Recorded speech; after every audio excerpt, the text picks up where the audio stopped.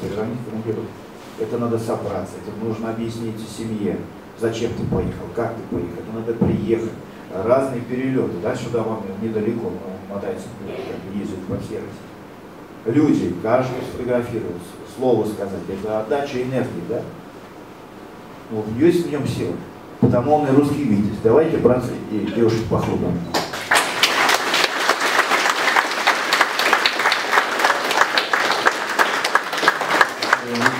Пожалуйста, следующий вопрос. Так, нужны поступки, задаем вопрос. Можно тоже несколько слов про возрождение скажу?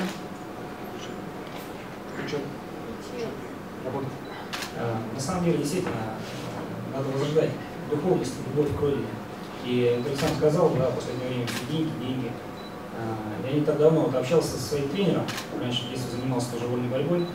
Он говорит, у него пацан занимается, вот я вырасту, буду богатым. О чем будет богатство вообще? Ну, богатство, говорит, много денег, да, у меня будут деньги.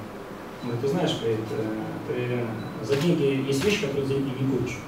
Когда ты станешь чемпионом, когда гимн твоей страны, гимн России будет играть, и когда все, да, даже кто не любит Россию, они встанут и услышат, да, то есть вынуждены будут встать даже.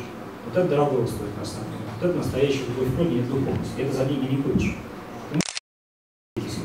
Ну а когда...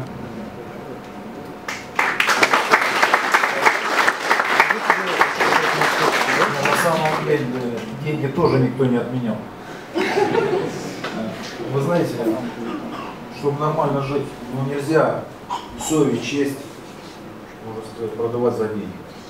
А деньги зарабатывать надо. Благодарю.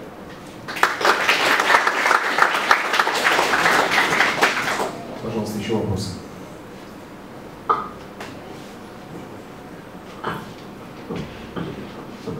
Всех хочу поприветствовать. Меня Станислав зовут.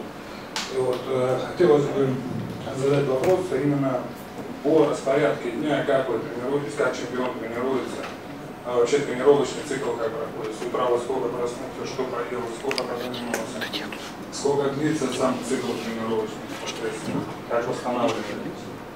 Спасибо. Благодарю за вопрос. Вы знаете, на самом деле все зависит от цикла подготовки. У нас есть вот, за 3 месяца до боя, когда нам назначают бой, мы уже начинаем плотно готовиться. Первый сбор мы едем в горы, в Гизию, там бегаем, прыгаем, это где-то около месяца. Физически железками занимаемся, ну, развиваем физически, можно сказать, набираем такую энергию с гор, с воздуха чистого. Потом приезжаем уже в Подмосковье, там неделю тренируемся, вот такие легкие тренировочки, утром побегал, там сходил, побил, может еще что-нибудь сделал, ну такие легкие, иногда в баньку сходил, такая легкая, неделя вообще легкая. И потом уже начинаются спарринги, потом уже до боя, там около 2 месяцев, может немножко поменьше, начинаются спарринги. У нас каждый день подъем пол-8, утренняя зарядка, так называемая, бегаем, делаем бой с тенью, мы идем в душ, идем завтракать, отдыхаем, днем идем опять на тренировку. Днем у нас такая уже боксерская, ну мы меняем иногда. Ну, днем, вот, допустим, боксерская у нас это лапы, снаряды, с тренером какие-то тактические. Когда мы не готовимся к бою, мы ездим по городам, но всегда тоже стараемся тренироваться. Вчера тренировались, позавчера тренировались, мы до этого ездили в Белоруссию, недавно приехали. Была реконструкция начала Великой Отечественной войны в городе Брест, на Брестской крепости. Очень интересно там было. Вы знаете, то, что поразило, было 25 000 человек, даже может побольше, на этой реконструкции. И все люди, знаешь, добрые, нормальные, пьяных я там не видел. Вот это, конечно, очень порадовало.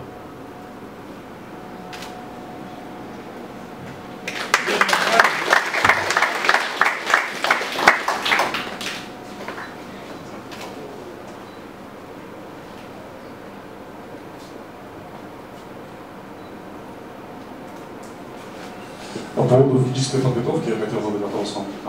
Вот вы сказали, что специальные упражнения выполняете. Если, по вашему мнению, те упражнения, ну или, допустим, вид физической активности, вот вы в последних боях стали, скажем так,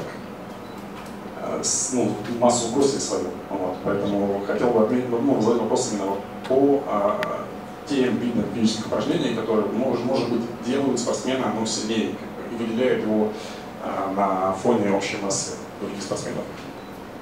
Вы знаете, на самом деле разные упражнения есть. Я бы не сказал, что там вот одно есть какое-то, его делаешь. Разные. У нас бывает, что мы чисто на силу тренируемся, приседаем там большим весом даже иногда. Иногда приседаем, поставим 100 килограмм и делаем там 10 подходов по 10 раз.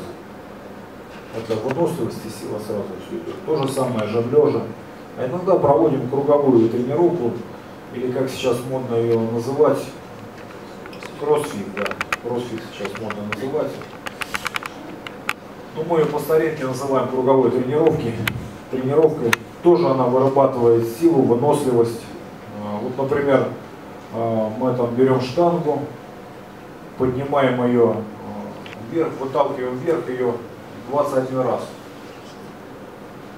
Сколько килограмм у нас было? 60-70 килограмм мы 21 раз вверх выталкиваем. Это когда на сборах начинаем тренироваться уже, первый этап сборов. Потом идем сразу 21, сразу идем 21, подтягиваемся. Потом идем, это знаете, сразу идет так. Ну, не сказать, что я прям бегу туда, ну, дошел, начал делать, дошел, начал делать. Потом 15, потом 9, потом 5. Вот мы сделали эти упражнения, это мы всегда делаем в конце недели. Потом мы делаем, у нас тяжелые мешки.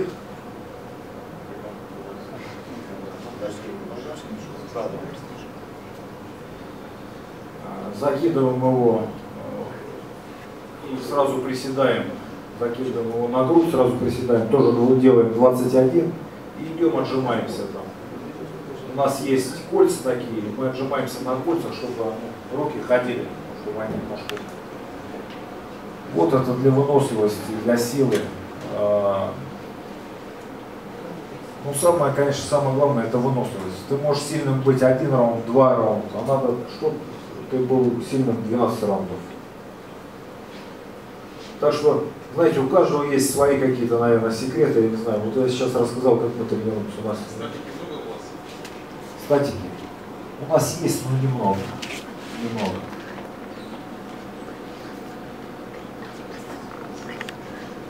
Здравствуйте, меня зовут Александр, я восстановил из клуба «Север». У меня несколько вопросов, будут чередоваться друг за другом. Первый вопрос, с скольки лет вы занимаетесь спортом? С 13. С 13 лет, да? Да. Как вот в любительской карьере, так и профессионально были такие моменты, когда вы думали вообще, ваше это или не ваше, стоит ли свернуть, может заняться чем-то другим?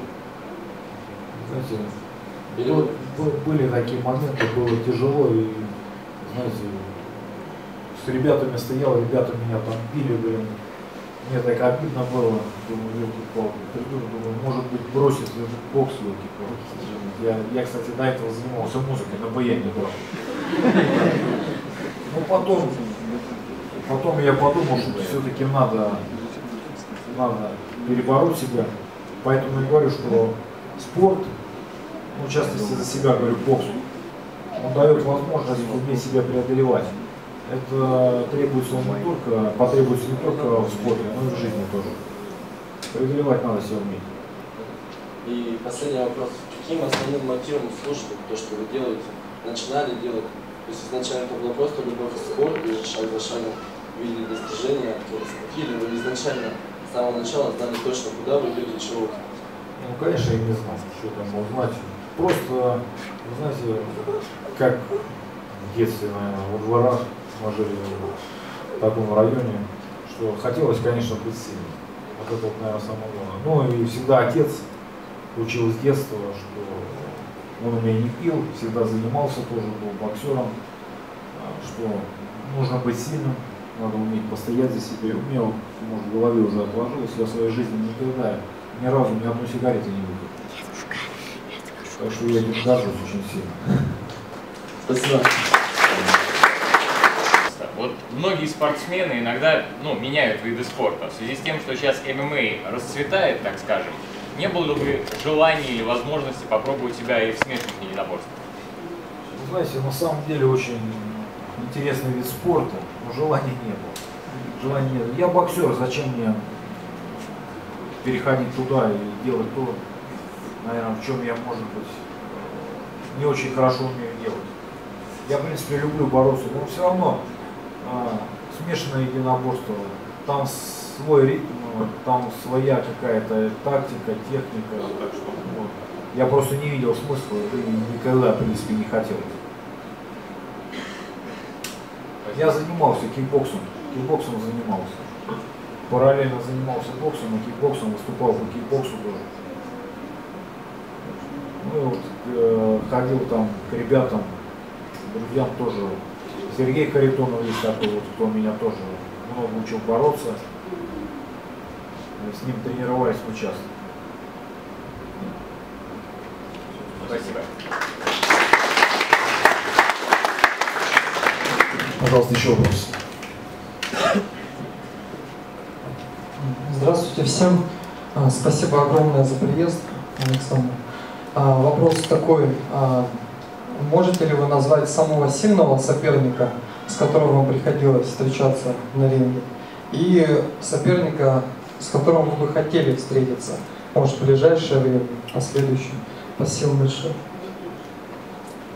Знаете, наверное, самый сильный это был Владимир Кличко, скорее всего, да. Ну, есть множество таких нюансов, что были бои, которых было, может, даже тяжелее, чем с Владимиром Кличко. Состояние здоровья, там всякие моменты, что приходило себя, знаете, желание было иной раз прям просто завалиться от усталости. Не из-за того, что я пропустил, а просто упасть, поваляться, потому что так устал, что руки не поднимаются. Вот о чем я говорю, о том, что спорт все-таки способствует тому, чтобы преодолеть себя. Ну, всячески я сжал зубы, сказал, надо боксировать, надо идти, надо делать это. На самом деле, по Владимиру Кличко, сильным, с хорошим ударом боксер. Я говорю, как о боксере. Как человека я его не знаю. Ну, на самом деле, не был я тогда в той форме, в которой бы я мог выиграть у него. Я вот на данный момент скажу, ноги были слабые. Сейчас мы большую работу проводим на работу ног. Мы занимаемся, мы приседаем, мы выпрыгиваем, мы бегаем, взрываемся на горке, мы прыгаем на горку. Много работаем на ног, потому что от ног ты потом боксируешь, ты меньше устаешь, у тебя лучше дыхание, потому что у тебя мощнее ноги, они тебя мощнее держат. Много всего. Знаете, это такой, может быть, такой хороший опыт. Хороший опыт и толчок вперед. Для меня этот проигрыш, я считаю, никак не повлиял в отрицательную сторону, а только положительно. На данный момент я хочу подраться с Вайлдером. Это американский боксер, да, который все говорит, что он убьет меня. Но нет, и почему-то у нас не получается. Там сейчас у нас как раз будут суды по этому поводу, потому что они говорят, что нашли у меня там какие-то 70 нанограмм в доне. У меня брала независимая. Кстати, это в суде сейчас будет, я думаю, предоставлено. У меня была независимая компания, иностранная тоже, допинг-тест, и допинг-тест у меня был чистый. Так что вот сейчас это, я думаю, большая возня будет. Я хочу, чтобы быстрее мне разрешили боксировать, и быстрее бы у меня состоялся бой. Вот это вот, потому что, знаете, ты должен быть охотником. Если ты охотник, ты должен охотиться. Если ты перестаешь охотиться, то все равно тренировки тренировками, а боевой опыт, это есть боевой опыт. Надо всегда выходить на ринг и доказывать, что ты что-то умеешь. Благодарю. Друзья, хочется добавить, у нас небольшой флешмоб. Вот у нас есть такие надписи, такие таблички, то есть вы можете, у вас много, вот, соответственно, мы называем это вирусом в соцсетях, то есть вы с этой табличкой делаете селфи, забиваете на свои странички ВКонтакте, в Инстаграме, в прочих вещах, соответственно, поддерживаете Александра как раз вот в этой не очень красивой ситуации со стороны людей зарубежных, вот, которые занимаются не спортивными вещами. Вот, собственно, таким образом можно Александра поддержать, поэтому после пресс-конференции подходите, здесь на столе они будут лежать у нас. Забирайте, распространяйте этот хэштег «Поверьте спортивной политики». Директор спортивной школы, тренер с большим стажем 35 лет. Я бы хотел спросить Александра, наверное, когда вы были олимпийским чемпионом, мало кто из этого зала даже знал, кроме специалистов, что есть такой боксер. Была реклама, ее было очень много. Когда вы стали профессиональным боксером, о вас заговорили, вас узнали, и вас знают чуть все, в принципе, не только в России, но и в мире. Хотелось бы сказать, как болезненно был переход от любителя до профессионала. Это, во-первых. Чем отличается, я, может быть, даже больше для людей, молодых ребят, которые занимаются, да, чем отличается тренировочный процесс любителя профессионала, как он переходит, и что бы вы пожелали молодым спортсменам, любителям перехода в профессионала, потому что многие думают, многие не знают, что это такое, нигде написано и нигде, в принципе, об этом не говорят. Этот вопрос очень непростой, потому что я тоже немножко работал, был в Америке, не раз, в принципе, и немножко знаю. Хотел бы от вас услышать. Благодарю. На самом деле, профессионалы, любители, я считаю, знаете, любители тоже профессионалы. Профессионалы. Там потому что такие тренировки, такие сборы, такая подготовка. Но она подготовка, я считаю, индивидуальная. Вот у тебя есть там, мы боксировали 3 по 3, потом боксировали 5 по 2, потом 4 по 2 боксировали. Сейчас опять боксируют 3 по 3. На самом деле, я выхожу, тренируюсь уже, я не знаю, у нас были такие больше, наверное, отработок, вольных боев. Да, школа бокса, да. Вот, что в профессионалах, мы там выходим, если в парах работать, но мы работаем в вольном бою. И в вольном бою мы уже, что-то тренер дает, мы уже нарабатываем, что нам надо. Конечно, единственное, я не считаю любительский бокс, что он легче. Ни в коем случае не легче. Он тоже очень тяжелый, как и профессиональный, в принципе. И когда парень переходит в профессиональный бокс, вот это преодолеть, самое главное, научиться. Вы знаете, многое в своей жизни, может быть, где-то не дорабатывал, потому что, хотя тоже работали неплохо. Но вот в профессионалах, после как раз боя плечо, я очень много стал уделять внимание физической форме, потому что она дает многое. И даже ты будешь техничный, вообще красавец, там, бьющий, но если ты устанешь и пропадет твой удар, пропадет твоя техника. Так что профессиональный боксе тоже надо пахать, надо заниматься, надо. Самое главное, наверное, все у нас были ребята, знаете, в сборной России, которые бегали как не знаю кто, за ним не успеешь, а вот в соревнованиях там уставали. Много от головы тоже зависит. Много от головы зависит. Так что я считаю, что ребята с любительского бокса, я считаю, у них больше шансов стать хорошими профессионалами, чем человек, который пришел сразу в профессионал. тренироваться. Разница, конечно, есть. Я еще раз повторю, это раунды, это время. Ну и, конечно, много внимания, как я считаю, это в физической форме. Как, в принципе, и у любителя. Вы знаете, все возможно. Я считаю, что есть хорошие. Если мы посмотрим, сколько олимпийских чемпионов, это как бы Мухаммед Али, Фрейзер, все олимпийские чемпионы потом стали чемпионами мира среди профессионалов. Кличко тот же самый. Отличия есть, но все в наших руках.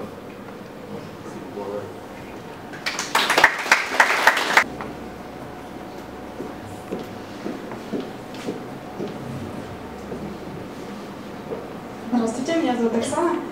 Я занимаюсь гиревым спортом.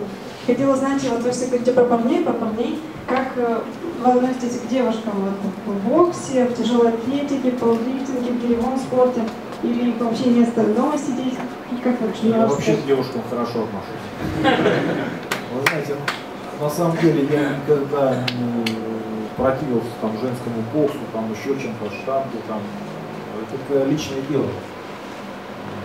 Каждой девушке. Я даже всегда болел, наблюдаюсь за нашими девчонками. каждый ребенок, в том числе и девочка, она должна заниматься спортом. Пойдет, что-то у нее достигнет, она каких-то высот не достигнет, но заниматься она должна.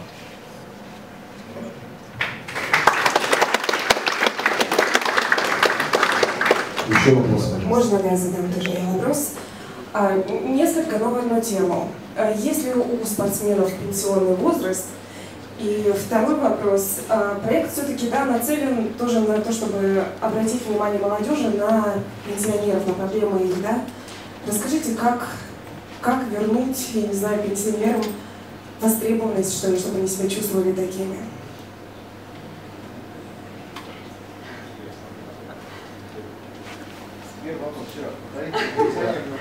Есть ли пенсионный возраст у пенсионеров? Ой, у спортсменов. На самом деле, трудно сказать. Я уже говорил о том, что были такие боксеры, которые боксировали там до 50 лет, становились чемпионами мира. Некоторые уходили еще и 30 не было. Это, наверное, от состояния самого спортсмена. Как он себя чувствует, чего он хочет, чего не хочет. У меня были последний бой был. Я уже приехал. У нас в пятницу был бой, в понедельник я уже был в спортзале, я уже тренировался. Знаете, самое главное желание настроить себя. Я получаю от этого радость, что я тренируюсь. А тот человек, которому это в тягость, который не хочет ничего делать, конечно, я думаю, раньше пенсионер, уже пенсионер, правильно, раньше.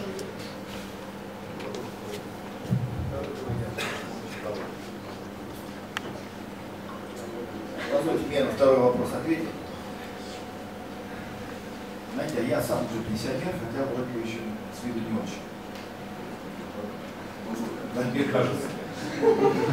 Или наоборот, не важно. И ни разу, пока я вот дотопал до состояния пенсионера, статуса пенсионера, никто со мной за это ни о чем никогда и не говорил. А немножко углубившись в этот процесс, что можно было бы сказать молодым людям об этом? Все ровно то же самое, что сейчас мы обсуждаем. Здоровый человек, естественно, уйдет перевес в этом огромном, мы смотрели статистику. Поэтому что нужно говорить? То, что семью надо создавать, детей надо рожать, чтобы народ наш был многочисленный, счастлив. В свою очередь, что мы делаем? Свои мероприятия на несложные, но ответственные посты, привлекаем людей пенсионного возраста, им это доставляет и удовольствие, и хочу сказать,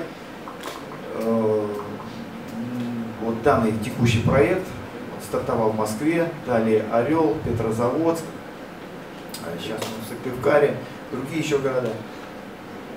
При всем том, что мы уже что-то в жизни достигли, так можно сказать, да, если сравнить с молодыми людьми, мы не находим тех слов, чтобы вот донести всю глубину мысли, как скажут в основном с нами лица заслуженные спортсмены или ветераны. Ветераны горячих точек, ветераны Великой Отечественной войны еще есть, но уже сами понимаете, время собирается свое. С нас мурашки вышибают, с меня, с Александра, то есть мы так не скажем. И мы, собственно, в свою очередь, нуждаемся в них, преемственность поколений нужна. Для какого-то там десятиклассника, да, для пацана там 3-го класса, да, он для него фигура. А для этого, вот у нас в клубе в основном там ребят 16-25 лет, мы являемся авторитетными людьми, нас прислушиваются. Но я не могу быть конечной станцией. Я тоже должен где-то искать совета. Есть вопросы, которые еще по жизненному своему уровню я уже так сходу не могу решить. Здесь нужен совет еще более зрелых людей, потому что жизнь так устроена. Опыт надо передавать. Вот преемственность поколения, когда это все будет. Может, не складно я сказал, но у меня надо двигаться. Благодарю вас. Да.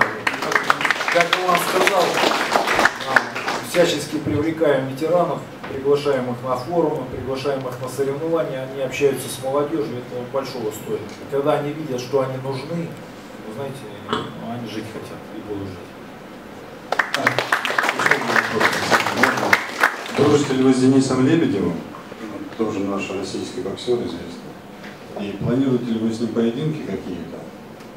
Ну и пожелать тоже, когда с американцем будете, с тем, который вас грозится наказать, отлупить его, как следует, а на баяне мы сами сыграем. Что про Дениса сказать? Да, дружите ли вы с Денисом Лебедевым и планируете ли вы с ним бои какие-то? С друг другом боксировать? Друг другом не планируем. На самом деле дружим, мы живем в одном городе, в подмосковном Чехове. Только вчера с ним виделся. У Дениса сейчас идут переговоры, с кем он будет боксировать дальше. Как бы, он хотел там еще на одну версию зайти, но не получается пока. У него есть обязательный претендент, вот сейчас они там будут разговоры по поводу дальнейшего, да, у него 3 дочери.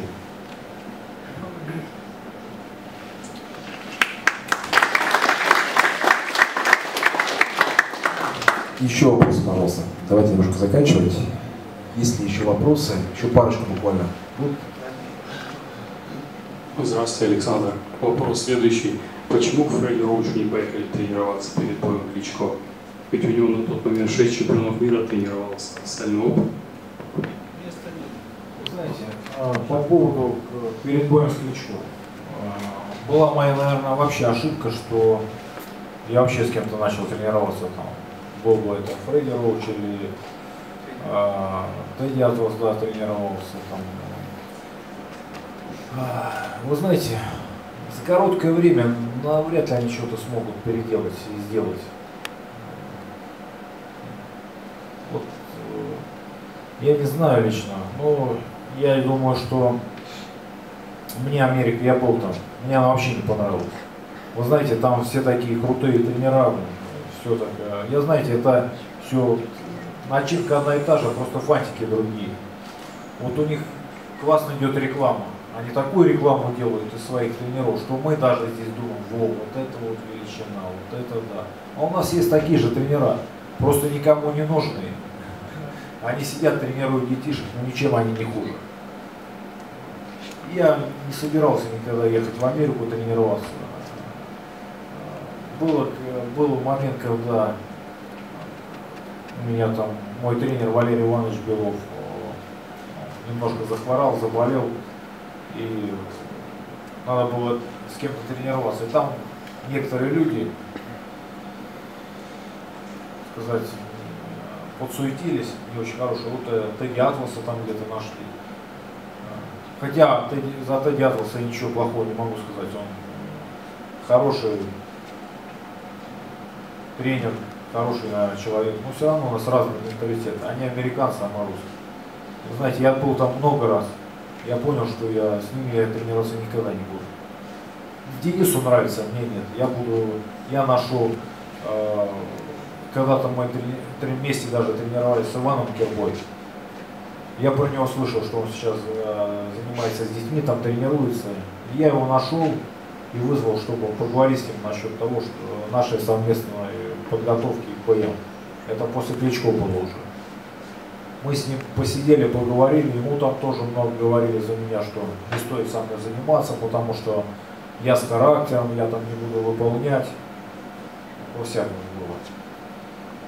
Но, тем не менее, мы с ним нашли общий язык, попробовали потренироваться, нам понравилось и решили вместе идти. Вот это вот, наверное, мой самый правильный выбор. И выбор был именно мой. Я больше никого не слушал. Я всех, там команда у меня, там промоутеры, я всем говорю, не лезьте больше ко мне боксировать, и я буду сам выбирать, с кем мне тренироваться. Вот это вот, я считаю, я правильно сделал. И сейчас даже ни в коем случае об этом не жалею. Так что вот, Ваня, он на год старше меня, но я считаю, та любовь, то, я не знаю, вот это вот фанатичное отношение к боксу, в частности, как он увидел, как он, знаешь, как он с детьми занимался, как он со мной занимается, приводит нас к успеху. Так что я считаю, сделал правильно. Благодарю. Америка мне... Спасибо, Александр, спасибо всем присутствующим на пресс-конференции. Кстати, дополняя слова Александра, Иван Кирпа завтра также будет присутствовать на мастер-классе в 2 часа на Савиной 1/1, США номер 2. Поэтому всех приглашаем завтра в 14:00 на открытую тренировку, на мастер-класс в спортивной форме, либо просто в качестве зрителя обязательно поприсутствуйте. Таких мероприятий у нас не так часто бывает, поэтому надо это видеть своими глазами. Всех ждем. Всем спасибо, до завтра. Благодарю вас.